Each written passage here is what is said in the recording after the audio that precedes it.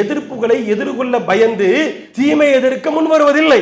இன்றைக்கு இருக்கக்கூடிய எத்தனை அமைப்புகள், எல்லா அமைப்புகளும் தீமைக்கு எதிராக அவர்கள் பிரச்சாரம் செய்ய முன்வராததற்கான காரணம் என்னன்னா ஒன்றே ஒன்றுதான், சமுதாய மக்களுக்கு மத்தியில் எதிர்ப்புகளை நாம சந்திக்க நேரிடுகிறது. நம்ம மீது பல்வேறு அவதூறுகளை பரப்புகிறார்கள். இவர்கள் தான் ஊரை இரண்டாக்கியவர்கள், இவர்கள் குழப்பவாதிகள், குடும்பத்தை பிரித்தவர்கள், ஹதீஸை மறுத்தவர்கள், முன்னோர்களை இமாம்களை திட்டக்கூடியவர்கள், சஹாபாக்களை திட்டக்கூடியவர்கள், பல்வேறு குற்றச்சாட்டுகள் இந்த இஸ்லாத்தில் இல்லாத தீமைகளை எதிர்க்கக்கூடிய ஏகத்துவவாதிகளை நோக்கி முன்வைக்கப்படுகிறது.